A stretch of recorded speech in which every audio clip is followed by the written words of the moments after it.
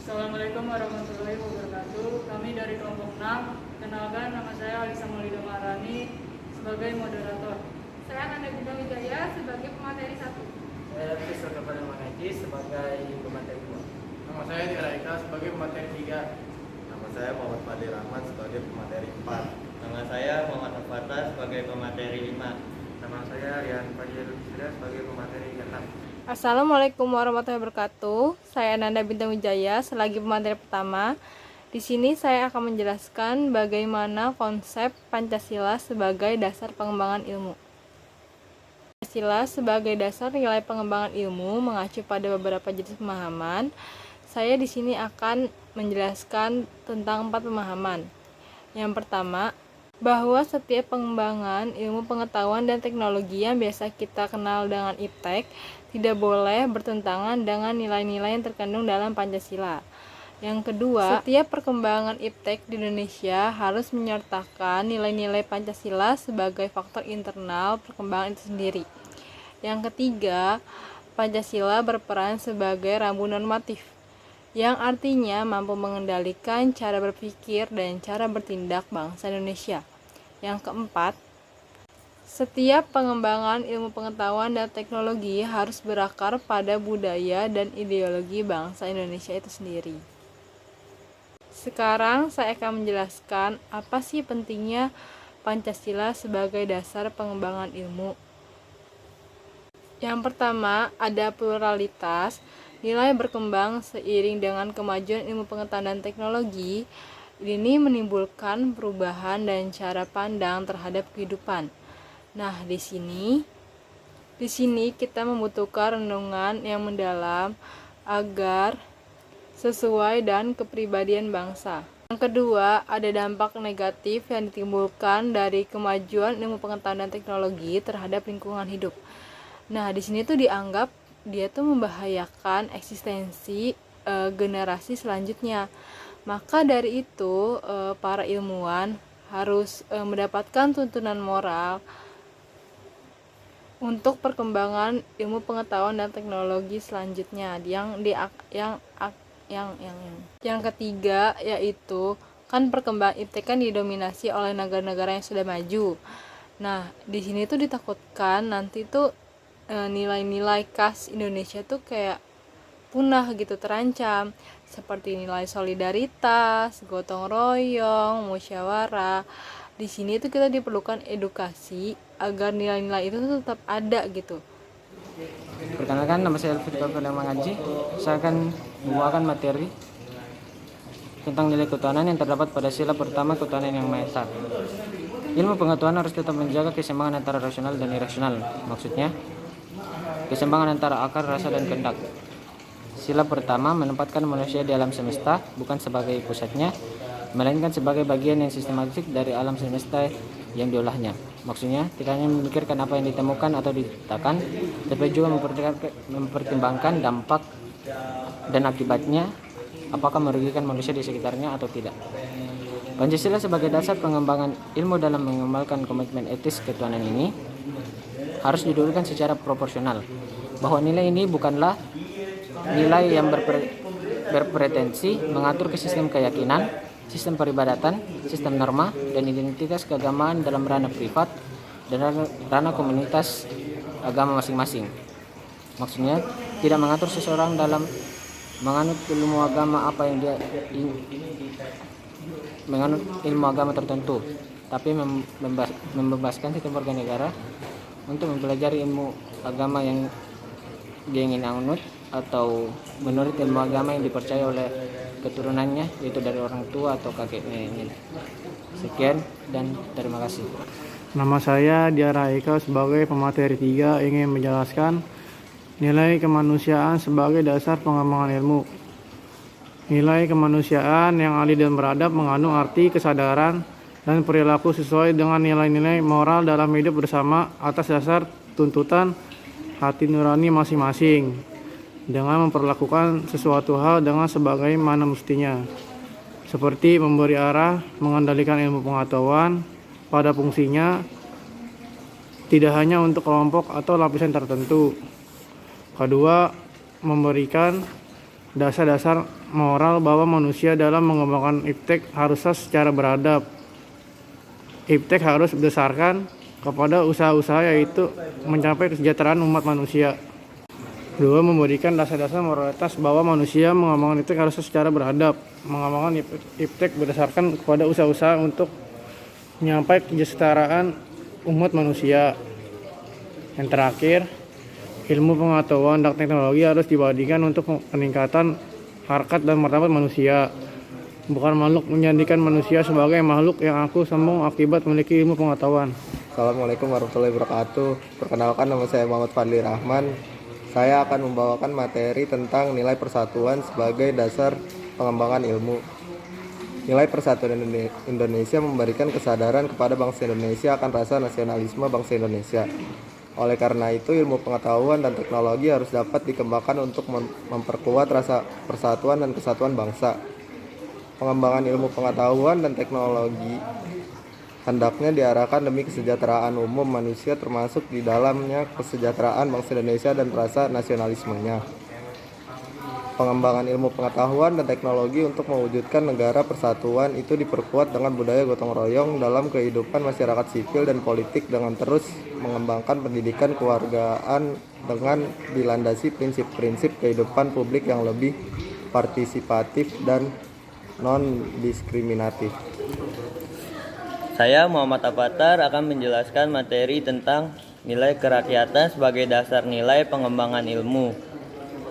Nilai kerakyatan mendasari pengembangan ilmu pengetahuan dan secara demokratis, yang artinya setiap ilmuwan haruslah memiliki kebebasan untuk mengembangkan ilmu pengetahuan, tetapi juga harus saling menghormati dan menghargai kebebasan orang lain. Ilmu pengetahuan yang telah teruji kebenarannya harus dapat dipersembahkan untuk kepentingan masyarakat. Halo, perkenalkan, nama saya Rian Fajarudistira. Saya akan membawakan materi tentang pentingnya Pancasila sebagai dasar nilai pengembangan ilmu. Pertama adalah konsep Pancasila sebagai dasar nilai pengembangan ilmu.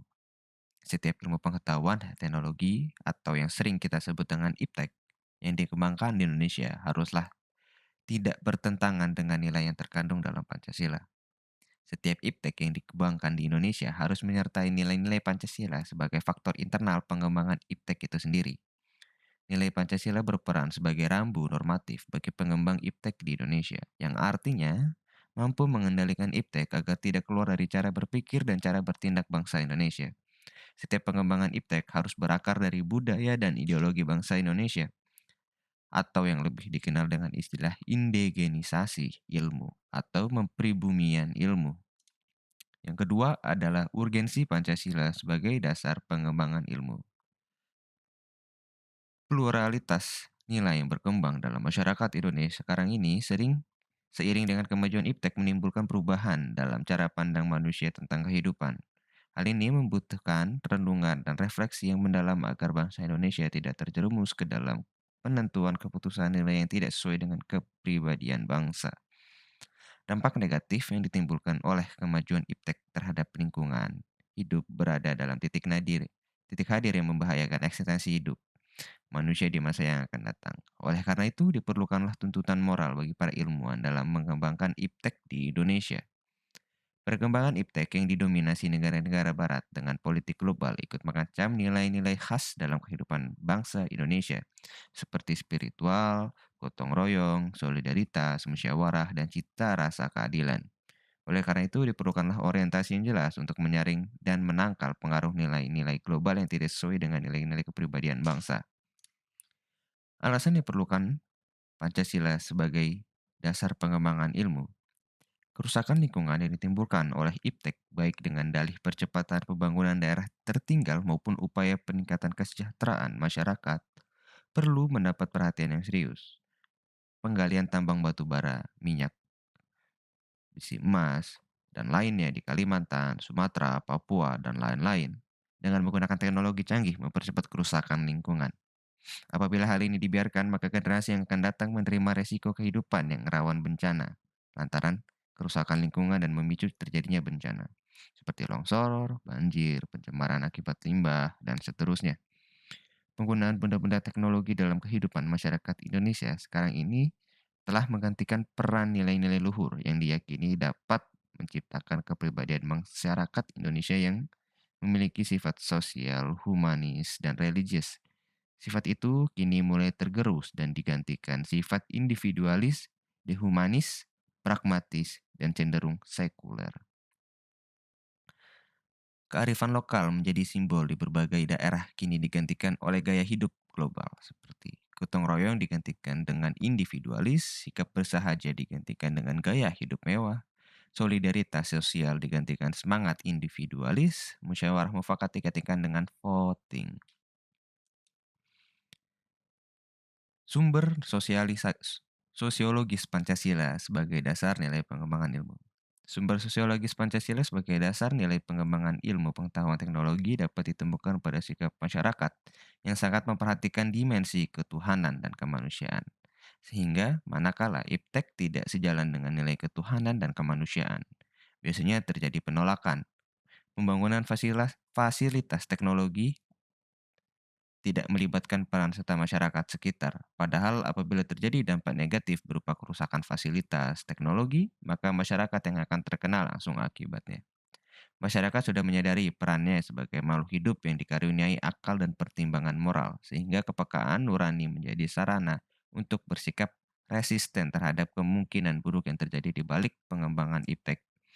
Masyarakat terlebih peka terhadap isu kemanusiaan di balik pembangunan dan pengembangan iptek karena dampak negatif mengembangkan iptek seperti limbah industri yang merusak lingkungan secara langsung mengusik kenyamanan hidup masyarakat. Yang terakhir, argumen tentang Pancasila sebagai dasar pengembangan ilmu. Kapitalisme yang sedang menguasai perekonomian dunia termasuk Indonesia, akibatnya adalah ruang bagi penerapan nilai-nilai Pancasila sebagai dasar pengembangan ilmu menjadi terbatas.